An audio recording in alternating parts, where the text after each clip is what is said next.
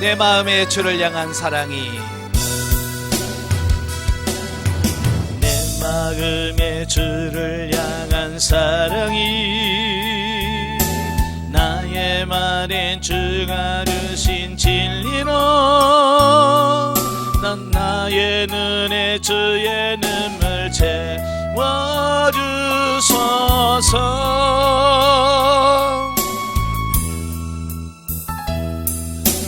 내 입술의 찬양의 향기가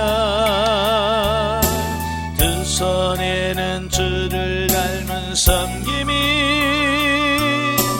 나의 삶의 주의 흔적 남게 하소서.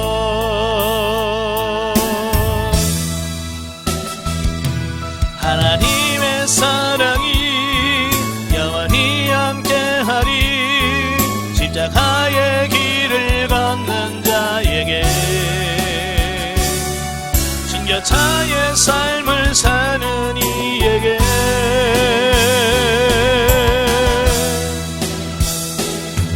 사랑하는 소리와 세상 유혹 속에도 주의 순결한 신부가 되리라. 내 생명 주님께 드리리. 아멘. 기도하겠습니다. 은혜로우신 아버지 감사합니다. 오늘도 귀한 시간 허락해 주시고 우리를 훈련의 장소 인도하셔서 빌립보의 말씀을 같이 상고할 수 있도록 은혜 주셔서 감사합니다. 오늘도 말씀 날 때 성령께서 함께 하시고 우리 지각을 열으셔서 알게 하시고 생각나게 하시고 깨닫게 하시는 은혜가 있도록 도와주옵소서. 시종을 주님께 맡겨오며 예수님의 이름으로 감사하며 기도합나이다. 아멘. 이 시간은 우리 교재 4페이지입니다. 빌립보 서론적 이해가 나오게 되어지는데요. 1제목, 빌립보 교회는 사도 바울이 제2차 전도 여행 중에서 전도한 그 자주색 옷감 장소인 루디아, 또 귀신 들려서 점치는 소녀, 그 다음에 빌립보 감옥의 간수 등들이 회개하고서 세워진 교회, 바로 유럽 지역, 지금의 유럽인 마게도냐에 최초로 세워진 교회다라고 볼 수 있겠죠. 이 교회는 비교적 건실하게 발전하였으므로 바울은 이 교회로 인하여 큰 기쁨을 얻게 됩니다. 그래서 바울은 1차 로마 투옥 중인 AD 61년부터 63년경에 바로 이 빌립보 교회에다가 편지를 보냅니다. 바로 이 빌립보에 보낸 편지, 프로스 필리페시우스라고 하는 헬라어 제목인데요. 바로 빌립보 사람들에게 라고 붙여져 있어요. 그래서 한글 성경에서도 빌립보서다라고 제목이 붙여진 거죠. 저자는 본서의 저자가 바울이라는 사실은 그 본서 자체에 내증을 하고 있습니다. 그래서 1장 1절에 보니까 그리스도 예수의 종 바울과 디모데는 그리스도 예수 안에서 빌립보에 사는 모든 성도와 또한 감독들과 집사들에게 편지하노니 라고 썼거든요. 그러니까 바울이 자신이 직접 썼다라고 분명히 밝히고 있어요. 그리고 본서에 나타난 어휘나 문체, 또 회심 이후에 자신의 변화된 삶에 대한 바울의 간증들이 다른 서신들과 일치한다는 겁니다. 또한 바울이 저자라는 사실을 초대교회의 그 교부들, 알렉산드리아의 클레멘트, 또 터툴리안은 본서의 바울 저작을 인정하면서 본서의 내용을 자신들의 글에 자주 인용합니다. 또 이그나티우스라든지 로마의 클레멘트, 폴리갑, 이레니우스, 오리긴 같은 분들도 바로 본서가 바울의 저작이라고 하는 것을 인정하고 있습니다. 그러니까 내증이나 외증을 통해서 충분하게 검증되어진 부분이 사도 바울이 기록했다라고 하는 거죠. 4번째, 기록 연대와 장소를 보면 본서의 기록 연대와 기록 장소에 대해서는 본서 자체가 정확하게 언급하고 있지 않아서 확정하기는 쉽지 않지만, 그러나 본서에서 바울이 뭐라고 말하냐면 자기를 소개하면서 메인 몸이라고 밝히고 있어요. 그 메인 것을 보아서 아마 그는 옥중에 있을 때 기록했을 것이다 라고 보는 겁니다. 우리가 보통 이제 옥중서신 하면 에베소서, 골로새서, 빌레몬서라고 이렇게 알 수 있고요. 바로 거기에 빌립보서도 같이 포함된다라고 하는 것을 보게 됩니다. 자, 그래서 본서에도 온 시위대와 가이사의 집은 로마에 있는 시위대와 가이사의 집을 가리킨다라고 보게 되고요. 또 두 번째, 바울은 자신이 멀지 않아 풀려날 확신을 가지고 법정의 판결을 기다리고 있다라고 말하고 있어요. 또 세 번째로, 형제 중 다수가 자신의 투옥당한 일로 인하여 더욱 담대히 복음을 전파할 용기를 얻었다는 그 바울의 증언들을 종합해 볼 때에 다른 옥중 서신들과 같이 바울이 로마의 1차 투옥 때 기록한 것으로 본다라는 겁니다. 자, 그러나 에베소서, 또 빌립보서, 빌레몬서가 그 로마의 1차 투옥 상반기, 초반기에 기록되었다고 한다면 이 빌립보서는 그 후반기에 기록된 것으로 우리가 추정을 할 수 있습니다. 그 이유는 보면 학자들이 그렇게 본 이유는 첫째, 바울의 투옥 사실을 들은 빌립보 교인들이 헌금을 모아 에바브로디도 편에 로마로 보내며 그로 하여금 그곳에서 바울을 들도록 했고요. 또 로마에서 바울을 수종들던 에바브로디도가 병이 들므로써 빌립보 교인들이 근심하게 하죠. 그러던 중에 에바브로디도가 병에서 낫자 본서를 기록하고 그를 빌립보로 보내면서 본서를 전달하게 합니다. 그러니까 이런 것을 보면 상황적으로 보면 상당히 많은 시간이 흘렀다라고 하는 것을 알 수가 있죠. 그 다음에 두 번째로, 바울이 머지않아 자신이 석방될 것임을 시사한다는 점. 자, 그러므로 이상의 사실들에 의해서 볼 때 본서는 바울이 1차 투옥된 후반기인 AD 62년이나 63년경으로 추정할 수 있다라는 겁니다.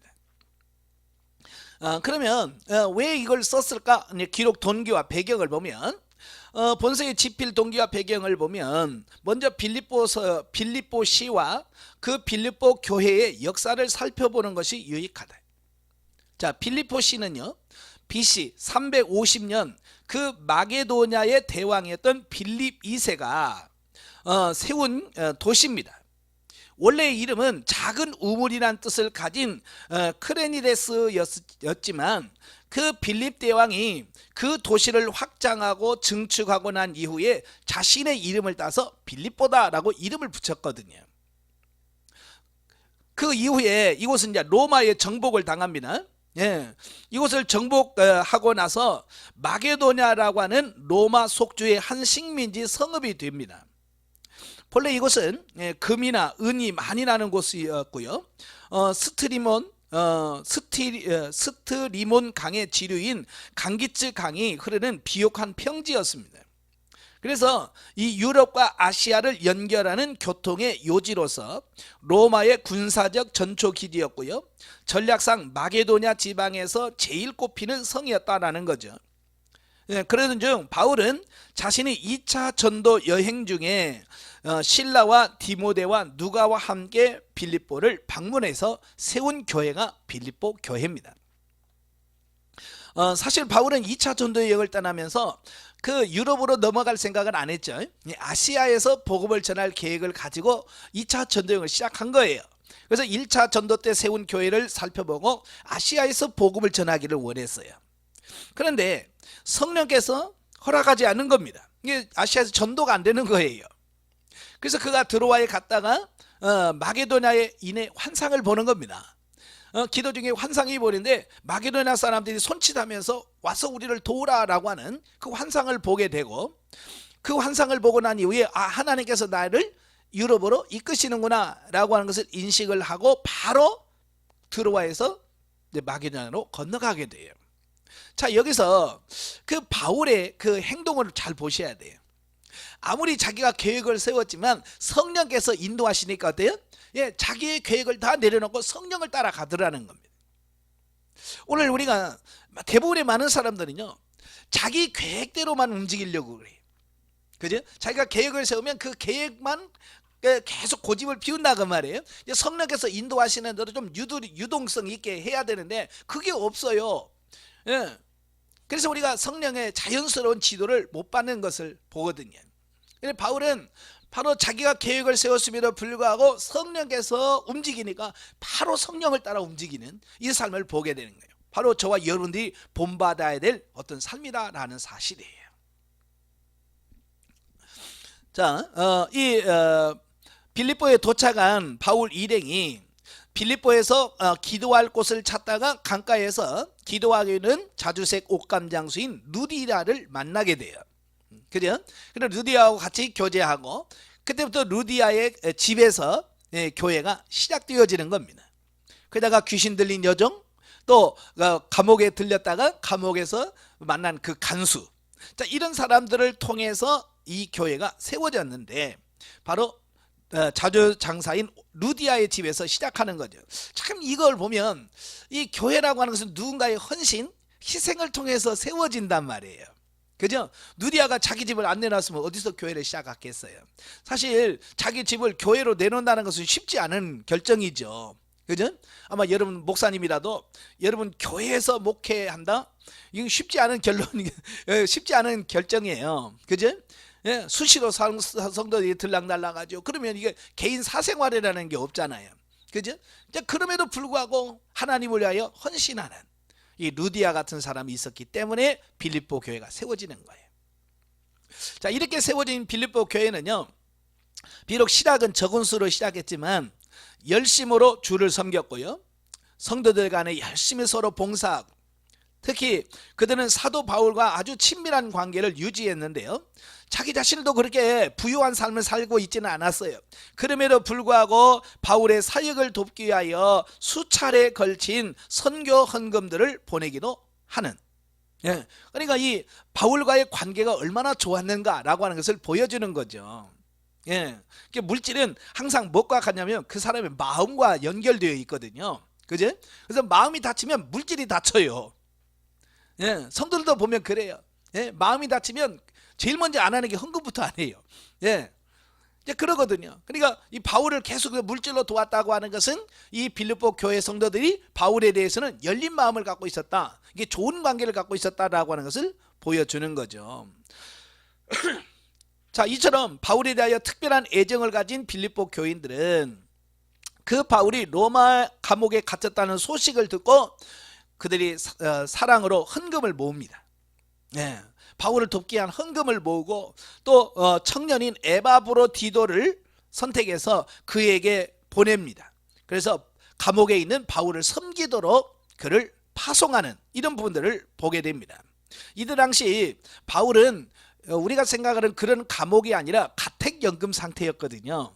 예, 셋집을 얻고 그 셋집의 안에서 밖에 나오지 못하고 그 안에서는 자유롭게 찾아오는 사람 만날 수 있는 어떤 그런 상태였단 말이에요. 문제는 뭐냐면 바울은 평소에 자비랑 선교하면서 일도 하면서 돈을 벌어서 썼잖아요.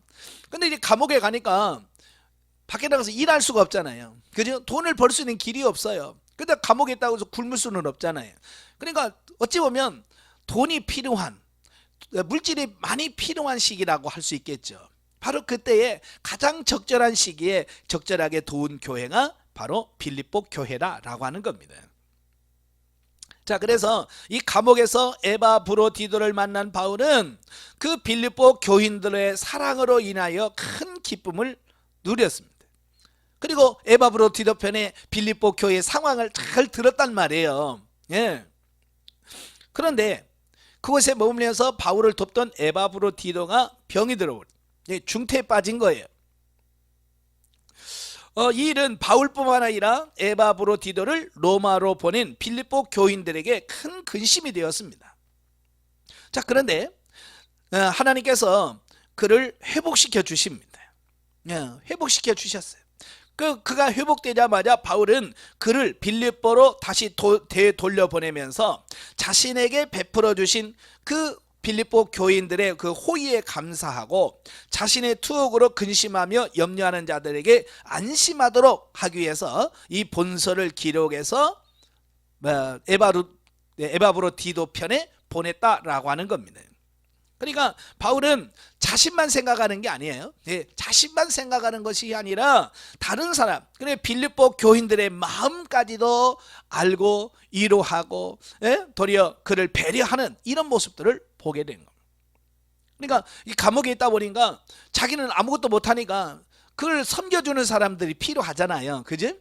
예, 디모데도 필요하고 에바브로디도 필요한데 바울은 그 빌립보 교회를 위해서 에바브로디도도 돌려보내고 디모데도 파송하는, 그러니까 자기만을 위한 어떤 그런 목회가 아니라 성도들을 위하여 자기를 희생하는 이 바울의 마음을 여기서 우리가 알 수 있는 거죠.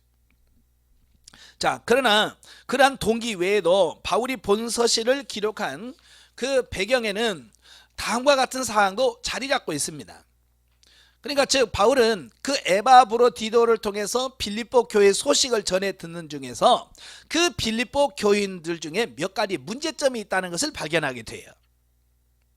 그것은 뭐냐? 바로 빌립보 교인들 간에 분열의 양상이 나타나고 있었다는 겁니다. 그렇게 사랑으로 하나 됐던 이 빌립보 교회가 이제 서로 이렇게 나누어져서 분쟁을 하게 되는 어떤 이런 모습을 보게 되고요.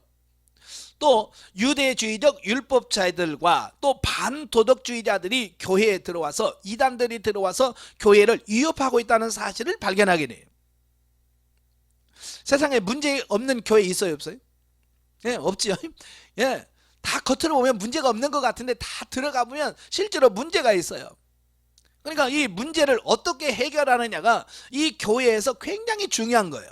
그래서 문제를 잘 해결하면 교회가 부흥하고 잘 성장합니다. 그러나 그 문제 하나 잘못 처리하면요, 교회가요 엉망이 돼버려요. 분열하고, 예? 지금도 보면 그렇잖아요. 큰 교회에서 그 문제 하나 터져서 그거 하나 해결 못해서 교인들 간에 서로 싸우고, 심지어는 막 교회 문을 용접해서 떼우고, 예? 교육관에서 예배드리고 본당에서 예배드리고 뭐 이런 모습들을 보잖아요. 참 이거 문제 해결이 참 어려운 게 교회예요. 바로 이 빌립보 교회도 그런 문제들이 생겨나기 시작을 해서 바로 그 문제를 어떻게 해결할 것인가 라고 하는 그 해결책을 제시해주고 있다라고 하는 겁니다. 그래서 바울은 이 시급한 대책의 필요성을 절감하고서 교회의 일치를 강조합니다. 예. 우리가 앞서서 에베소를 배웠지만 그 에베소에서 교회에서 가장 중요한 게 뭐라고 그랬어요? 일치, 하나됨. 예, 교회라고 하는 것은 이 하나됨이 굉장히 중요한 거예요. 그래서 이 빌립보 교회도 편지를 보내면서 우리는 하나 돼야 된다, 교회는 하나가 돼야 된다, 이걸 말씀해 주고 있고요. 또 반복음적인 사상, 이 이단 사상들이죠. 바로 이런 부분에서 경계해야 된다라고 하는 부분을 말씀해 주고 있고, 또 천국 시민권을 소유한 성도들이 어떠한 삶을 살아야 되는가라고 하는 이런 부분들을 그들에게 알려줄 필요성이 있었기 때문에 이것을 기록했다라고 볼 수 있겠죠. 자, 빌립보서의 특징을 보면 네 가지로 볼 수 있는데요. 자, 첫째는 다른 옥중 서신들, 즉 에베소서, 골로새서와는 달리 성도들의 구원에 관계된 기독교 교리에 집중하기보다는 수신자들에 대한 바울의 애정이 잘 나타나 있는 개인적인 성격이 짙은 서신이다라는 겁니다. 예. 그래서 그걸 어떻게 알 수 있느냐? 이 본서의 나라고 하는 주제, 바울이 자기 자신을 나라고 표현하는 이 주어가 52회나 사용되는 것을 보면서, 예? 이 개인적인 서신의 성격이 굉장히 짙다라고 하는 것을 보게 됩니다. 자, 왜냐하면 빌립보 교회는 교리적인 문제가 생긴 게 아니잖아요. 그죠? 지금 교리적인 문제를 통해서 성도들이 갈등하고 고민하는 그런 교회가 아니에요. 그래서 그런 상황에 대한 부분이 아니라 그들에게 위로를 주고 격려하고자 하는 어떤 그런 부분이 있기 때문에 바울은 개인적인 자기 자신에 대한 이야기를 많이 하게 되는 이런 부분들을 보게 됩니다. 두 번째로 바울의 그리스도 중심적 신앙을 잘 표현하는 신앙 강증적인 말들이 많으며, 그러한 자신의 신앙에 입각해서 빌립보 교인들에게 동일한 신앙적 삶을 권고하는 권면이 대부분을 차지하고 있다라고 하는 겁니다. 그러니까 우리도 설교도 마찬가지예요. 설교도 그 성도들을 자꾸 책망하는 말만 하면 이 성도들에게 별로 유익이 되지 않습니다. 그러니까 내가 살아가는 삶을 얘기하고 고백하면서 내가 이런 문제를 겪었는데 이렇더라 라고 하는 내 삶을 얘기할 때 성도들은 그 삶이 자기의 삶으로 받아들이는 이런 부분을 보거든요. 그러니까 바울도 자기의 삶을 간증적으로 표현하면서 그들이 어떻게 살아야 되는가 라고 하는 부분을 설명해 주고 있는 겁니다. 그러니까 이 목회자들이 설교하면서 자신의 삶을 이야기하지 않아요. 대부분이 어딥니까? 주석 보고 또 예화를 들어도 항상 미국이라든지 이런 예화를 들잖아요. 그죠? 왜? 예화집에 그런 얘기들이 많으니까. 예? 내 자신의 삶을 이야기하지는 않아요. 그러니까 성도들이 봤을 때 설교하고 자기들의 삶과 그렇게 관계성이 없는 거예요. 그러니까 미국 얘기해봐야 우리가 맞습니까? 안 맞죠. 상황이. 물론 비슷할 수 있지만 안 맞단 말이에요.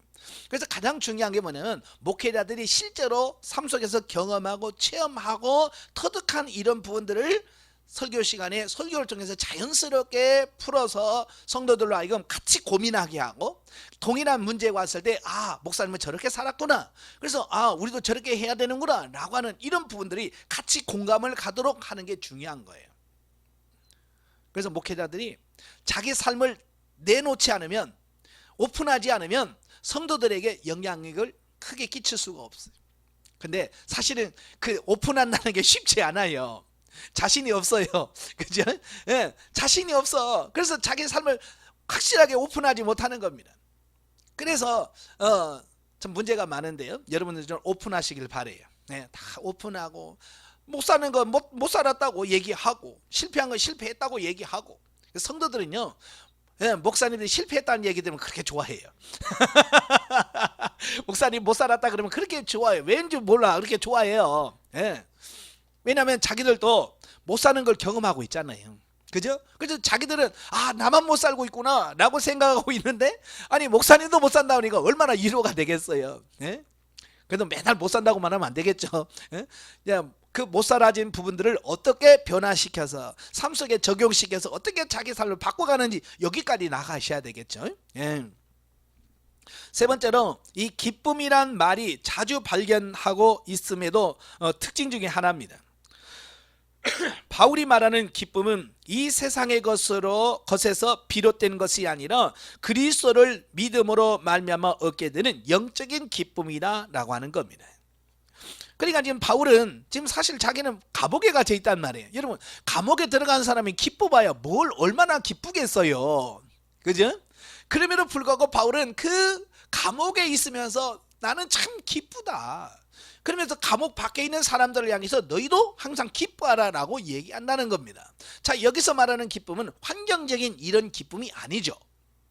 그죠? 예수님께서 요한복음 14장 27절에 제자들에게 이런 말씀을 해요. 내가 너에게 평안을 준다. 그러나 내가 주는 평안은 세상에 주는 평안과 같지 않다 그랬어요. 그죠? 세상에서 주는 평안은 뭡니까? 일들이 잘 풀리고 계획대로 잘 풀리고 어려움이 없고 잘 되면 다 형통하다고 그래요. 평안하다고 그래요. 예수 안 믿는 사람도요, 문제 없으면 여러분 너무 편하다 그래요. 근데 그런 평안은 세상에 주는 평안이라고 말이에요. 그러나 주님이 주는 평안은 그런 게 아니라고 말이에요. 어떤 상황과 상관없이 하나님과 관계 속에서 누려지는 기쁨이라고 하는 것이죠. 저와 여러분도 바로 사도 바울이 말한 이 기쁨, 환경을 초월한 이 기쁨을 맛보고 누릴 수 있어야 됩니다.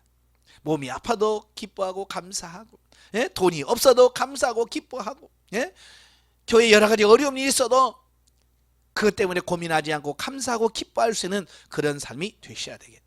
자, 네 번째로 구약의 인용이 전혀 없다는 사실도 한 특징으로 볼 수 있다.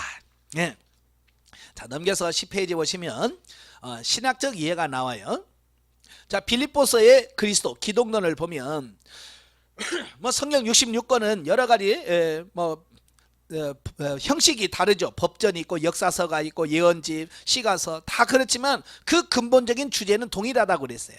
바로 예수 그리스도를 통한 구원에 대한 부분은 성경 66권은 동일하다라고 하는 겁니다. 즉 성경은 그리스도의 구속사역이라고 하는 한 동일한 주제의 여러 측면과 역사를 다양하게 보여주고 있다라고 하는 거예요. 자, 그러므로 우리가 신구약 성경 66권 모두에게서 직접적이든 간접적으로든 예수 그리스도의 구속사역에 대하여 가르치고 있는 진리를 발견하고자 애써야 된다. 그리고 모든 성경, 심지어 창세기에서도 예수 그리스도의 모습이 나와요. 그죠? 그래서 모든 성경에서 예수 그리스도를 어떻게 묘사하고 있고 어떻게 표현하고 있는가라고 하는 것을 아는 게 중요한 거예요. 이런 관점에서 본서는 그리스도를 중심으로 한 교회 공동체가 지향해야 할 실천적 가르침을 베풀고 있는 서신으로서 다음과 같은 그리스도와 관련된 진리를 보여주고 있습니다.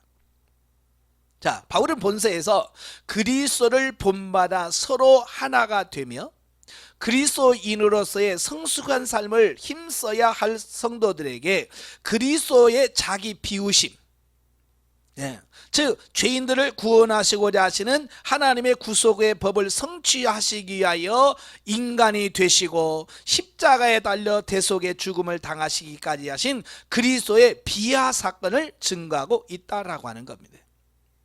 자, 우리가 예수 그리스도를 본받아야 되는데 그 예수님의 뭘 본받아야 되느냐라고 하는 부분이에요. 바울은 바로 예수 그리스도의 비하, 이 비하라는 것은 자기 자신을 낮추는 걸 말합니다. 자기 자신을 낮추는 겁니다. 겸손해지는 그 낮은 자리에 임하는 것을 말합니다.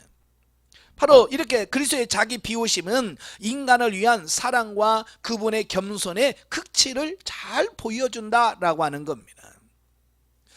자, 사람들이 뭐 잘못한 게 많죠. 잘 못하는 게 많은데 그 중에서 하나가 제일 못하는 게 뭐냐면 이 자기 비하, 자기 낮추는 이 겸손을 잘 못합니다. 왜냐면 이 시대가 갈수록 이 자아가 굉장히 강해지잖아요. 그죠? 예. 근데 자아가 강한 사람일수록 이 자존심이 강해요. 그래서 이 자존심 상하면요, 사람들이 극복을 감당을 못해요. 그죠? 아마 여러분 성도들 설교하다가 그 자존심 한 번만 잠만 건드려 봐요. 난리 납니다. 폭발해 버려요. 참 이 자존심을 깨트려야 되는데 이 자존심을 그렇게 내려놓지 못하는 거예요. 우리 목사님들부터 내려놓으셔야 돼요. 예. 목회자부터 이 자존심을 내려놓아야 돼. 근데 가끔 보면 이 자존심을 너무 많이 세우는 이 목사님도 많거든요.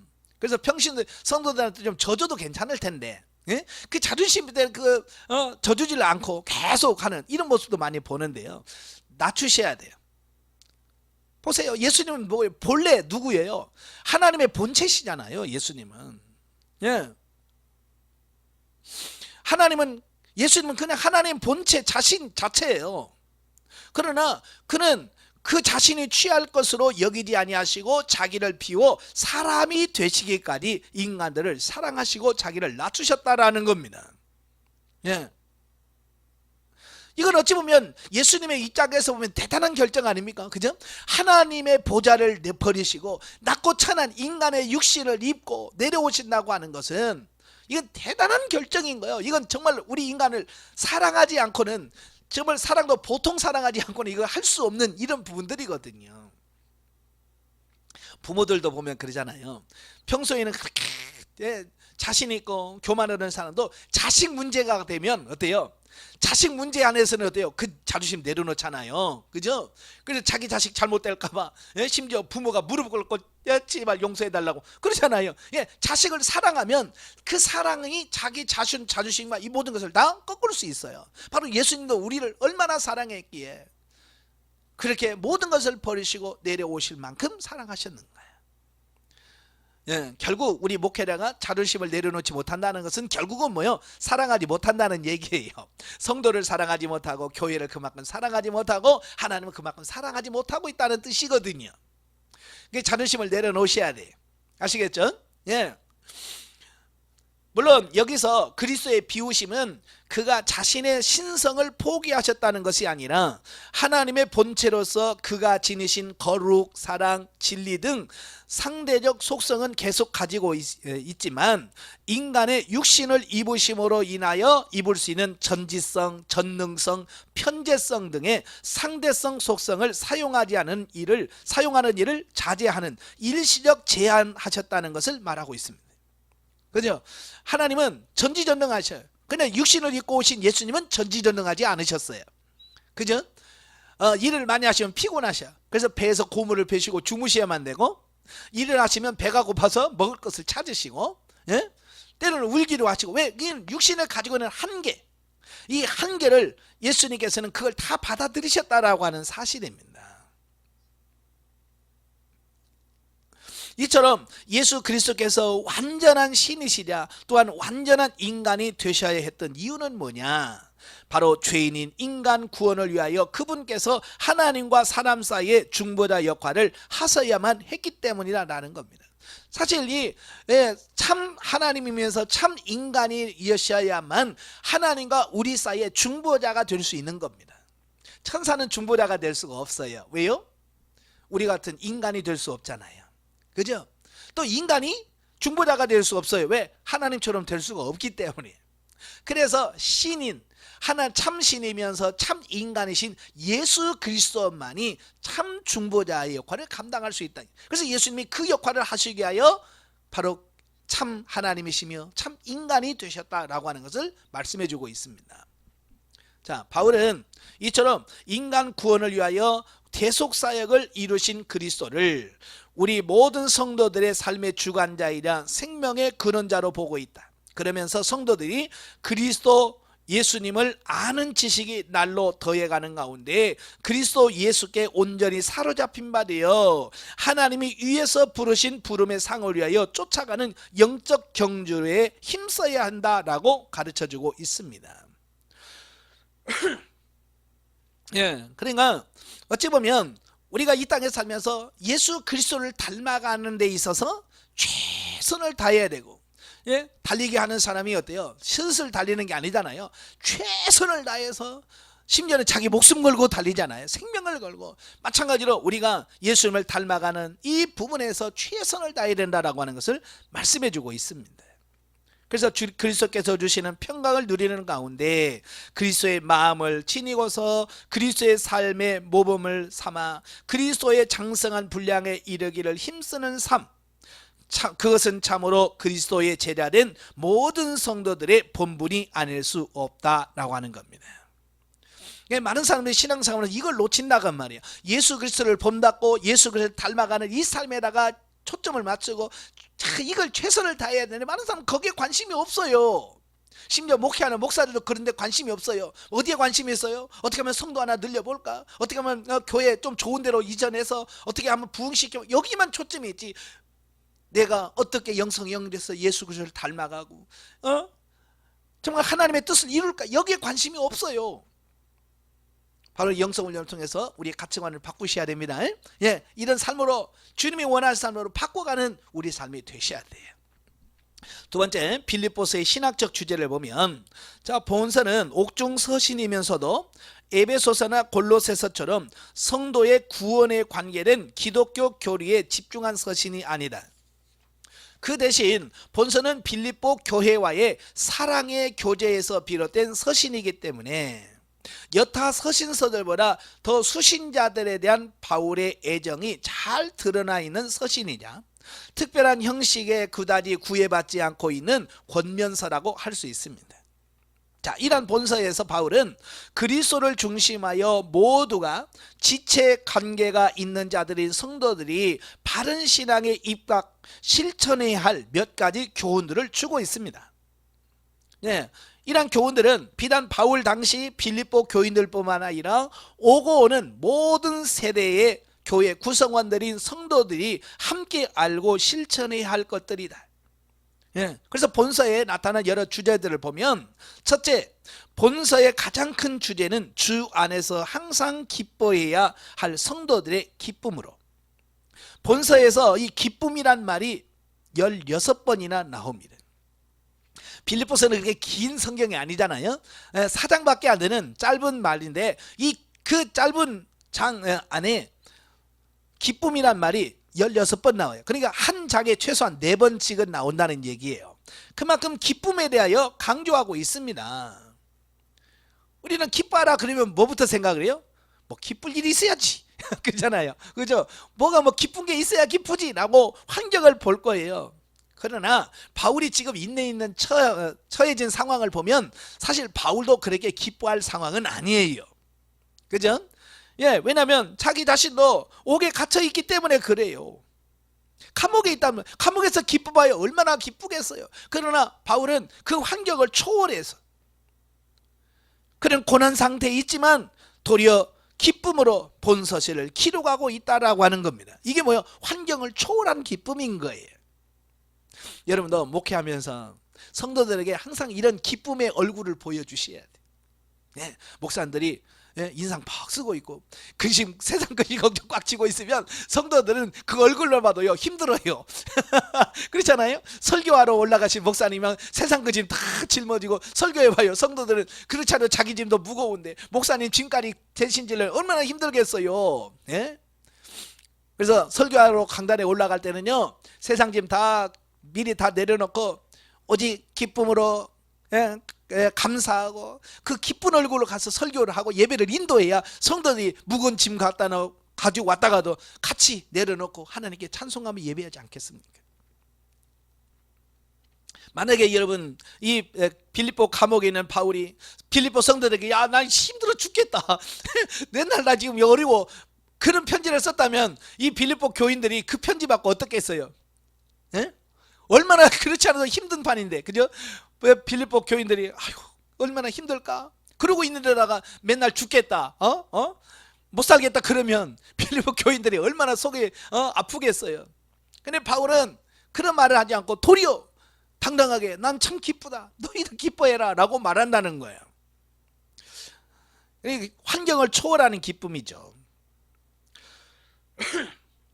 특별히 바울은 비록 옥중에 갇힌 신세였으나 빌립보 교인들과 지속적으로 나누고 있던 사랑의 교제와 또 그의 매임으로 인하여 오히려 복음 전파의 새로운 국면이 열린 사실 그리고 조만간에 빌립보 교인들을 다시 볼 수 있으리라는 소망과 자신에게 있어서 사는 것이 그리스도니 죽는 것도 유익함 등의 이유로 기뻐할 것을 말씀해 주고 있습니다. 여기 보세요.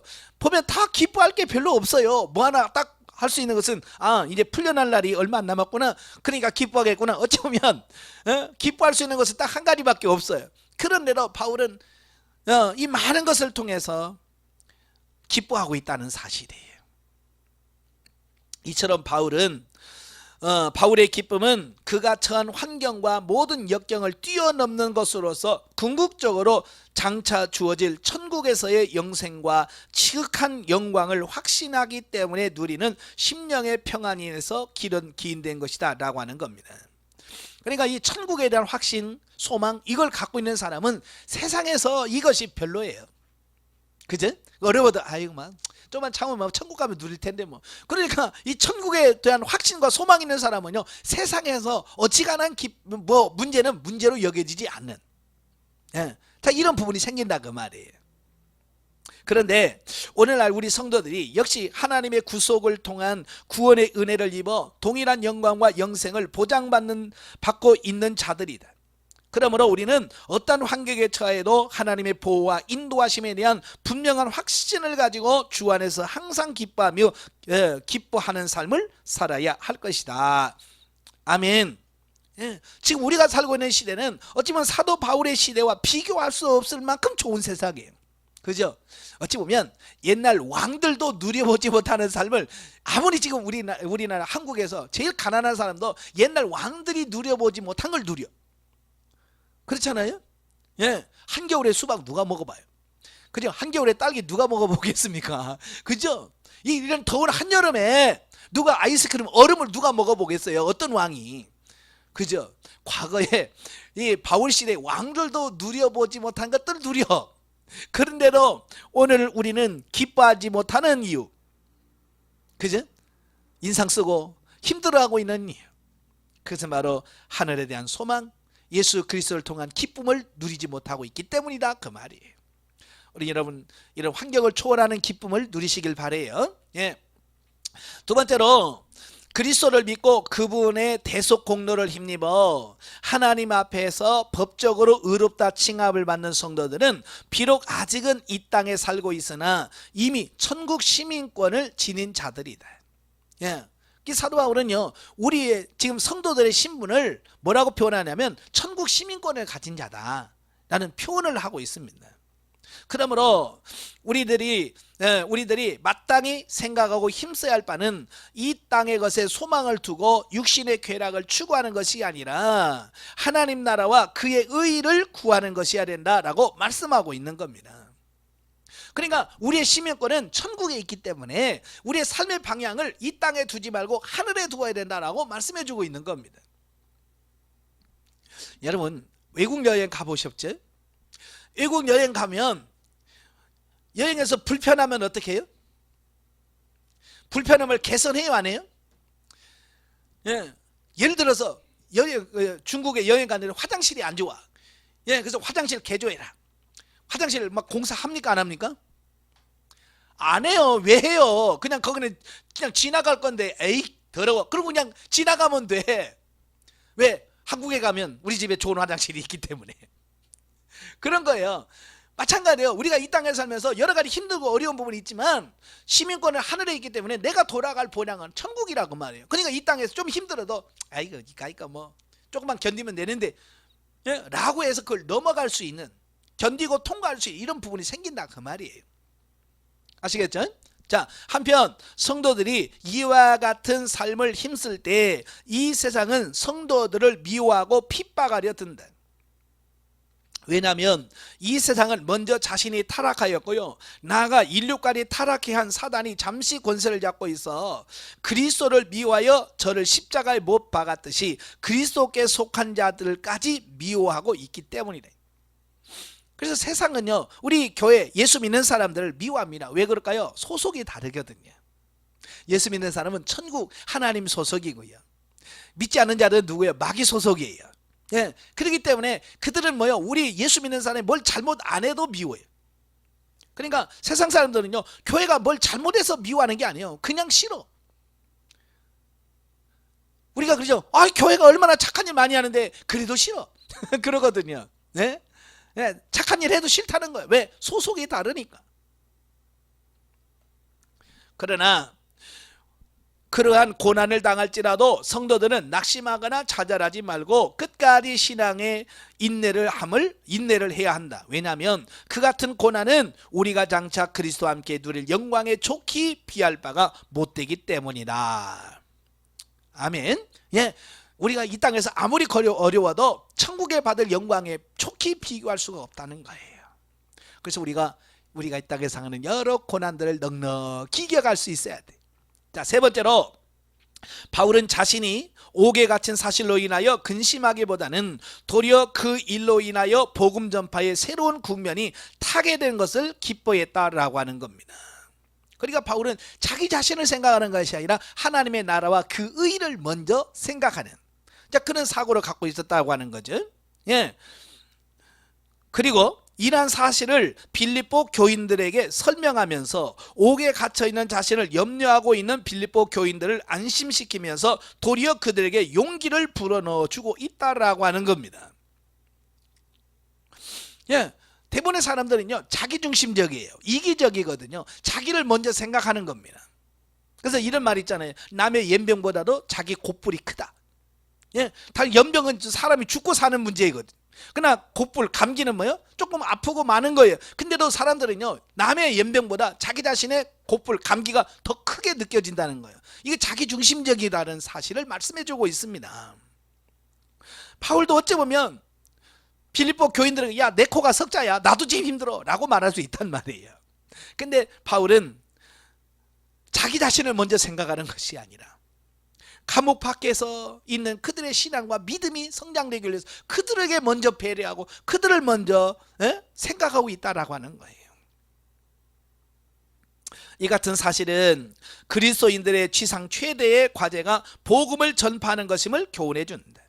그리스도께서 승천하시면서 그의 12 제자들로 대표되는 우리 모든 성도들에게 주신 최후의 명령이 바로 뭐예요? 복음 전파라는 사실이에요. 그러므로 우리는 때를 얻든지 못 얻든지 항상 복음을 전파해야 할 것이다. 네. 자, 이것은 뭐예요? 우리가 복음 전파하는 것은 나이, 직분, 성별, 사명, 소명 떠나서 크리스찬이라면 누구나 해야 될 부분입니다. 어떤 분이 그래, 전도라니까 저는요 전도 사명이 없어요 라고 말한단 말이에요. 여러분, 전도 사명 물론 있어요. 소명에 전도 사명이 있어요. 이분들은 참 전도를 잘 하시더라고요. 자, 그런데 전도는 그 사람만 하는 게 아니라 그리스도인이라면 누구나 해야 할 일들이다라고 하는 사실이죠. 자, 그것이 바로 하나님의 구속사에 동참하는 길이자 우리에게 맡겨진 구속사적 사명에 최선을 다하는 것이다 라는 것이고요. 네 번째로, 그리스도인들이 성령의 인도하심을 받는 가운데 그리스도의 장성한 분량까지 자라기를 힘쓰는 것은 성도의 기본 본분 중에 하나다라고 하는 겁니다. 자, 이게 굉장히 중요한 부분이에요. 많은 그리스도인들이 그냥 예수 믿고 복 받고 이 땅에서 잘 먹고 잘 사는 거, 어떤 거기다가 문제를 둬요. 그래서 질병에 걸렸다가 치유가 되어지고, 예? 그러다가 나중에 죽어서나 천국 가는 것을 이해하고 자, 그렇게 산다 그 말입니다. 그러나 바울은 먼저 그리스도인들인 성령 안에서 그리스도의 장성한 분량까지 성장해야 된다. 먼저 성장을 강조하고 있어요. 자, 그리고 나서 그 성장한 부분 속에서 삶이 나와야 된대. 그리스도인으로서 성장한 사람의 삶의 모습이 나와야 돼. 여러분, 성장하지 않으면 절대로 성장한 모습이 나오지 않습니다. 근데 또 때로는 성장만 했지 삶이 안 나오신 분들이 많아요. 그죠? 그래서 뭐라 그래요? 목사님, 수료했는데 왜 나는 안 사라질까요? 이런 사람이 있다고 말이에요. 왜? 성장을 했지만 그 살 수 있는 능력, 힘이 없기 때문에 삶에서 나오지 못하는 이런 부분이 있습니다. 그래서 우리가 성장하고 성숙하셔야 돼요. 자, 그래서 바울은 이처럼 성도들이 영적으로 성숙할 수 있는 비결로서, 성장하고 성숙할 수 있는 비결로서 첫째, 그리스도의 마음을 품으라 라고 말씀하고 있는 거예요. 성장하기 위해서는 그리스도의 마음을 품어야 된다는 거예요. 바로 그리스도인들이 본받아야 할 그리스도의 마음이 뭐냐? 그리스도인의 자기 피하다. 아까 설명드렸죠. 자기 자신을 낮추는 거예요. 그는 인간을 구원하기 위하여 하늘의 영광을 버리시고 자기를 비워 사람이 되었을 뿐만 아니라 더 나아가 십자가에서 죽기까지 하나님께 복종하셨다라는 겁니다. 그리스도를 믿고 그분을 쫓는 자들인 우리 그리스도인들이 본받아야 할 것이 바로 그리스도의 마음이다라고 하는 겁니다. 오늘도 많은 사람들이 영성훈련하면서도 왜 영적으로 성장하지 못하고 성숙하지 못하는가? 바로 이 그리스도의 마음을 품지 못하기 때문에 그래요. 예. 다시 말하면 성장했다고 하지만 아직도 마음을 비우지 못하고 세상적인 욕심, 욕망으로 탁 차 있어서, 그래서 우리가 변화되지 못하는 이런 모습을 보게 돼요. 자, 그러할 때 그리스도를 같은 주로 고백하는 모든 그리스도인들은 겸손과 섬김의 자세로서 하나님을 경외하며 또한 서로를 돌아보면서 부단히 자신의 영적 성숙을 꾀할 수 있는 것이다 라고 합니다. 여러분, 비워야 됩니다. 비워야 돼. 내려놓아야 바로 예수 그리스도를 닮아갈 수 있습니다. 다섯 번째, 바울과 그 빌립보 교회 사이에 맺어진 사랑의 교제는 실로 아름다운 것이다. 그들은 서로에 대하여 관심을 가지고 깊이 생각할 뿐만 아니라 위하여 서로 기도해주고 있습니다. 특히 빌립보 교인들은 자신들이 곤고한 중에서도 물질로서 바울의 전도 사역을 도왔고요, 또한 바울이 옥에 갇히자 헌금을 모아 보내고 사람을 보내어 바울을 수종들게 합니다. 그러니까 이 빌립보 교인들은요, 바울을 향한 사랑하는 마음만 가지고 있는 것이 아니라 그 마음을 표현했다고 말이에요. 삶 속에서. 이게 굉장히 중요한 거거든요. 우리는 뭐요? 마음만 갖고 있어요. 그죠? 마음만 갖고 있지 삶으로 움직이지 않는단 말이에요. 이제는 움직여야 돼요. 이것은 그들이 그리스도 안에서 서로 한 몸이 되었다고 하는 연대의식을 갖고 그리스도의 사랑을 실천하는 것이라고 할 수 있다. 자, 그런데 이러한 사랑의 실천은 우리 모든 성도들에게 주어진 그리스도의 새 계명이다. 즉, 예수님께서 우리에게 새 계명을 너희에게 주노니 서로 사랑하라. 내가 너희를 사랑하고 같이 사랑하면 이로써 모든 사람이 너희가 내 제자인 줄 알리라 라고 말씀해 주고 있습니다. 그러니까 이 사랑의 실천이야말로 내가 참 예수님의 제자가 되었다라고 하는 것을 증명할 수 있는 가장 귀한 것이다라고 하는 겁니다. 그러니까 우리가 정말 그리스도의 제자가 되었다, 뭘로 증명할 수 있겠습니까? 뭘로 증명할 수 있겠어요? 뭐 어떤 확인서를 떼어갈 수 없잖아요. 그죠?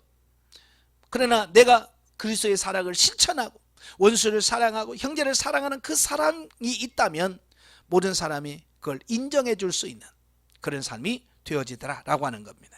그래서 여러분도 이 사랑으로 실천하는 여러분 되시기를 바라요. 예. 자, 15페이지 보시면, 그러므로 우리는 하나님께서 우리를 사랑하신 것처럼 위로는 하나님을 사랑하고 아래로는 형제를 서로 사랑함으로 교회 공동체가 사랑으로 유지되는 아름다운 사랑의 공동체가 되도록 해야 한다. 교회에서 가장 중요한 게 그거야. 가장 중요한 게 뭐냐면 사랑의 공동체가 되는 거야. 성도가 서로 하나가 되는 거예요. 목회자와 성도가 하나 되고 성도가 성도끼리 하나 되는 이 부분이 교회에서 가장 중요한 거예요. 그래서 교회론을 주장하는 에베소에서 제일 먼저 사도 바울이 강조했던 게 뭐냐? 하나 된다. 일치돼야 된다. 그렇게 할 때 과거의 빌립보 교회에서도 볼 수 있었고 오늘날 우리 가운데서도 볼 수 있는 교회의 분열과 성도 간의 반목질시 현상 등은 종식될 수 있을 것이다. 그리고 이 세상은 그리스도의 사랑으로 충만하게 될 것이다. 아멘. 그래서 저와 여러분이 교회에서 그리스도의 사랑을 계속해서 실천하는 여러분이 되셔야 돼요. 말로만 하지 말고. 여러분, 교회에서 성도들을 사랑해 보세요. 처음에는요, 그걸 이용해 먹습니다. 성도들이. 예, 막 사랑을 해주고 뭘 주면 자꾸 성도들은 더 큰 걸 바라고 그래요. 근데 그것도 하나의 과정이에요. 그 과정을 넘어가야 되는데 우리 목회자들이 그걸 못 넘어가요. 그냥 몇 번 하다가 이런 버릇 나빠지겠네? 그래서 안 해버려. 그 다음을 넘어가야 되는데 그걸 못 넘어가요. 여러분, 그리스도의 사랑을 받아서 내가 사랑으로 채워졌을 때 비로소 사랑이 되어지거든요. 그러니까 교회 나온 성도들은 사랑으로 굶주린 사람들이에요. 그지? 예, 교회 나온 성도들은 사랑에 굶주린 사람들이에요. 그러니까 그들에게 어지간한 사랑 줘갖고는요 채울 수가 없어요. 그리고 그들은 그 사랑이 채워질 때까지 사랑을 실천 안 합니다. 그러니까 계속 달라고만 해요. 그러니까 목회자 입장에서는 언제까지 줘야 되나? 뭐 이런 생각도 들어요. 그죠? 예. 그러나 끝까지 하셔야 돼요. 그 사람이 사랑으로 채워질 때까지. 예. 예전에 안양에서 목회할 때 어느 젊은 집사가 교회에 왔어요. 이혼하고 여러 가지 상황 속에서 살아가는 사람. 그러니까 사랑에 굶주려 있는 분이에요. 그러니까 저희 교회 와서도 여러 가지 사랑이 사랑이 목마르니까 막 여러 가지 이런 행동들을 합니다. 그때 정말 그를 사랑하고 계속 채워줬어요. 밥도 사주고 뭣도 사주고 그냥 막 잘해주고. 근데요, 그게 계속 갈 줄 알았는데요, 조금 가니까 그게 채워지니까 그 사람이 바뀌기 시작하는 거예요. 바뀌기 시작하면서 이제는 뭐야? 이제 달라고 했던 사람이 주는 사람으로 바뀌어지더라고요. 그러니까 거기 채워줘야 돼. 채워줘야만 되는데 그 채워줄 때까지 우리가 목회자들이 넓은 마음 가지고 계속 퍼줘야 되는데 조금 퍼주다가 안 퍼줘. 그러니까 이게 문제가 생겨지는 거예요. 예. 예를 들어서 밥 해주다가 몇 번 해줬는데 계속 해달래. 그러면 언제까지 해야 돼 내가 목사가. 그래서 안 해줘버려. 그러니까 그 사람은 채워줘야 되는데 안 채워주니까 더 계속해서 달라고만 하는 거죠. 그래서 끝까지 하셔야 돼. 언제까지? 죽을 때까지. 그 사람이 만족할 때까지. 누가 그럽니다. 고객이 오케이 할 때까지. 예? 고객이 오케이 할 때까지 한다면 서비스를. 마찬가지로 우리 성도들도 그들이 채워질 때까지 하셔야 돼요. 그게 쉽겠어요? 자기를 비우지 않으면, 자기를 내려놓지 않으면 그게 안 돼요. 예. 조금 하다가도 그래요. 그래서 끝까지 비우셔야 돼. 자, 3번 빌립보서와 현대성도. 자, 본서는 1차적으로 바울 당시에 빌립보 교인들을 위하여 쓰여진 서신이지만 그리스도를 같은 주로 신앙하며 그분을 쫓는 자들인 오늘의 성도들에게도 각자의 삶에 적용할 수 있는 중요한 교훈들을 담고 있습니다. 네. 특히 당시 교회의 분열 조짐을 보이고 있던 빌립보 교인들을 염려하는 마음에서 바울이 마음을 같이하여 사랑을 가지고 뜻을 합하여 한 마음을 품으라 라고 명한 것은 개체화되고 개별적인 특성이 두드러지는 현대 교회들에게 경종을 울리는 도전적 메시지가 아닐 수 없다라는 겁니다. 예. 왜냐하면 오늘 한국 교회가 성도들이 너무 이기적이고 개인주의적이고요. 자, 그렇고요. 개성이 너무 강해요. 그래서 교인들이 하나 되지 못하고 서로 갈라지고 깨지고, 예? 교인 몇 명 안 되는데도 그 교인 중에서 또 니파 내파가 나눠지고, 예? 그게 우리 교회 현실이라고 말이에요. 예. 여러분, 우리의 몸이 갈라지면 되겠어요? 안 되죠. 하나 돼야죠. 그래서 우리 몸이 서로 나눠지지 않고 하나 되도록 목회자는 최선을 다해서 성도들이 하나 되는 데다가 초점을 맞추셔야 돼요. 또한 복음의 진리를 거스르고 왜곡시키며 하나님의 뜻을 쫓기보다는 육신의 향락에 빠지게 하는 세속적 풍조를 더욱 가증시키고자 획책하는 사단의 책략은 아담의 범죄 일에 있어서 끊임없이 있어 왔고요. 주의 재림의 날이 가까울수록 보다 격렬해지고 있습니다. 예, 세상에서는 오늘도 우리를 죄와 사망으로 이끄는 이런 부분이 너무 많습니다. 유혹하는 부분이 너무 많아요. 예, 재밌는 것도 너무 많고, 예, 좋아 보이는 것도 너무 많아요. 예, 그래서 그것들이 우리를 예수 그리스도를 닮아가고 신앙생활은 우리를 미혹하고 있다 그 말이에요. 그와 같은 때에 우리가 정신을 바짝 차려야 돼요. 따라서 바울이 당시 빌립보 교회를 혼란시키던 유대주의적 율법주의자들과 반도덕주의자들을 엄히 경계하였듯이 오늘날 우리들도 그 외형은 다르나 본질은 동일한 각종 인본주의적이고도 반복음적인 이단과 그들의 그릇된 행동들을 경계함으로써 자신의 믿음을 굳게 간직한 채 하나님이 위에서 부르신 부름의 상을 위하여 쫓아가는 영적 경주를 힘차게 경주해야 된다라는 겁니다. 오늘도 이단들이 판을 치고 있습니다. 교회를 혼란스럽게 하고 있습니다. 그와 같은 때에 우리 목회자들이 정말 정신을 바짝 차려서 정말 그들에게 바른 진리를 선포하고 할 수 있도록 하셔야 돼요. 자, 많은 분들이 그렇게 교회에서 열심히 하다가 신천지에 빠지고, 자, 그런 부분 너무 안타까운 거예요. 자, 그런데 그 원인을 보면 뭐요? 예, 우리가 복음의 진리를 제대로 안 가르친 거예요. 세상적이고 육신적인 걸 가르쳐. 그러니까 그들은 교회보다도 더 잘 된다고는 갚아버리는 거예요. 왜? 그것을 진리가 아닌 것을 진리로 가르쳤기 때문에 그래요. 그래서 우리 목회자의 책임이 커요. 신앙생활은 뭐 단거리 달리는 경주가 아니라고 하잖아요. 예? 마라톤이에요. 장거리예요. 그래서 중간에 포기하고 멈추면 안 되잖아요. 끝까지 가셔야 돼요.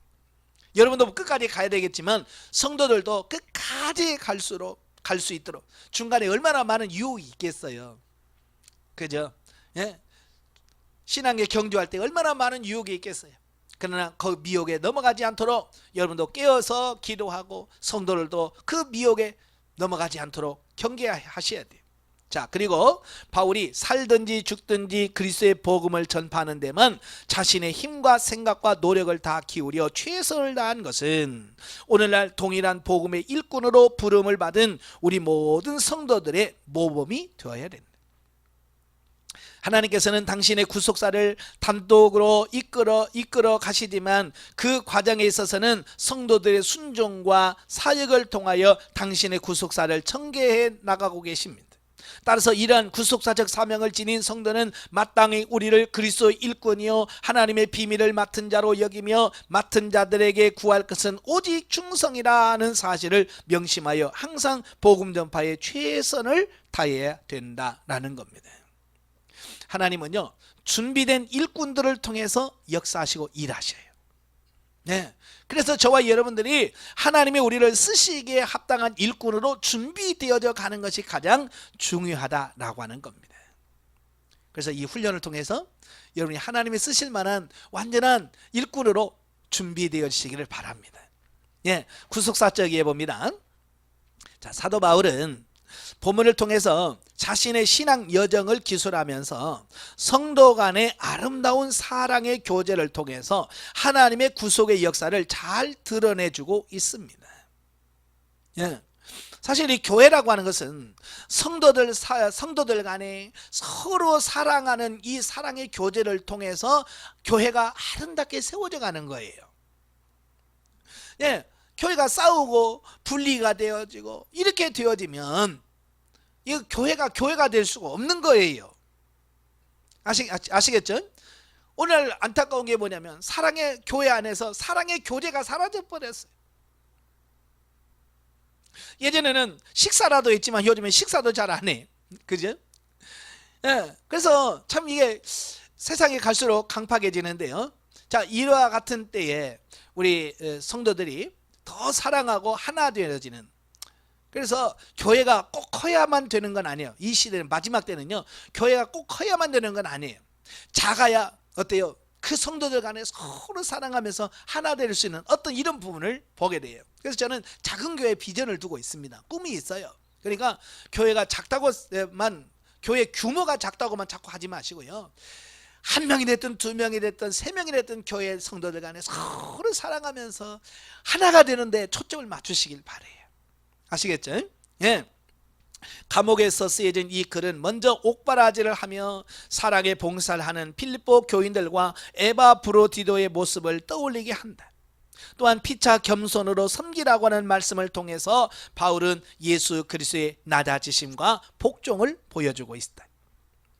예수님의 죽으심과 부활 안에서 그동안 자신이 쌓아왔던 모든 것을 배설물로 여기면 그리스도를 얻고 그 안에서 진리를 발견했다라고 하는 것을 우리에게 말씀해 주고 있습니다.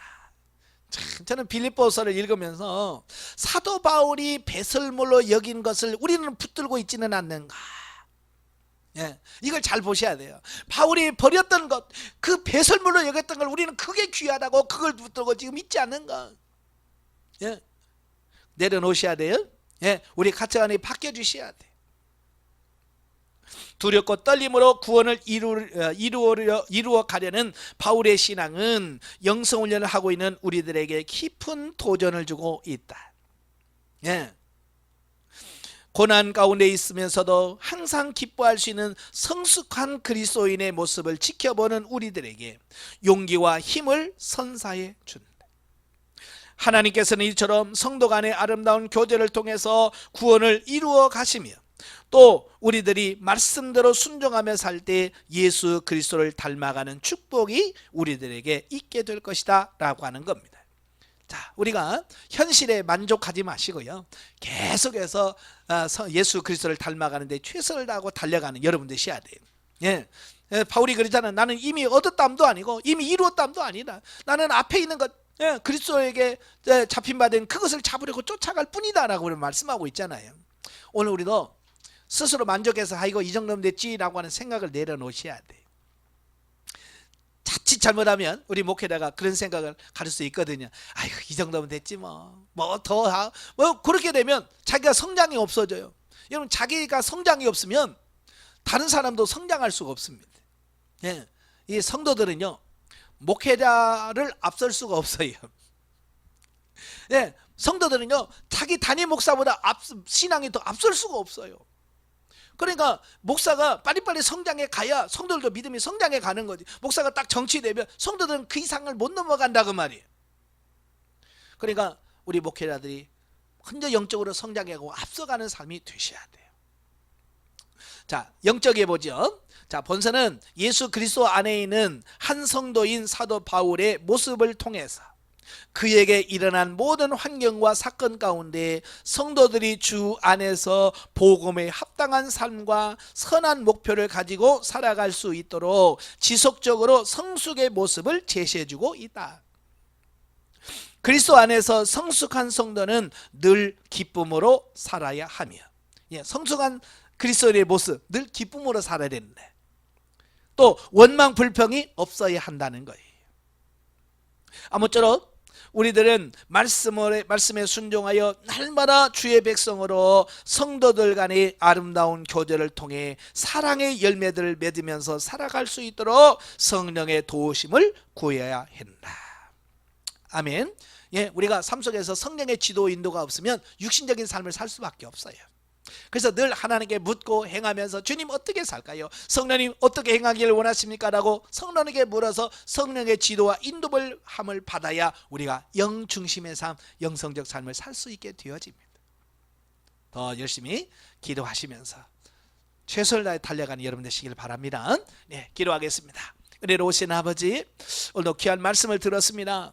이 빌립보서를 통해서 주어진 여러 교훈들이 바로 오늘 목회하는 우리들에게 적용되어져서 정말 예수 그리스도께서 자기 자신을 낮추며 아버지 죽기까지 순종했던 것처럼 우리도 우리 교회를 위하여 맡기는 사명을 위하여 죽기까지 순종할 수 있는 우리 모두가 되게 하여 주시옵소서.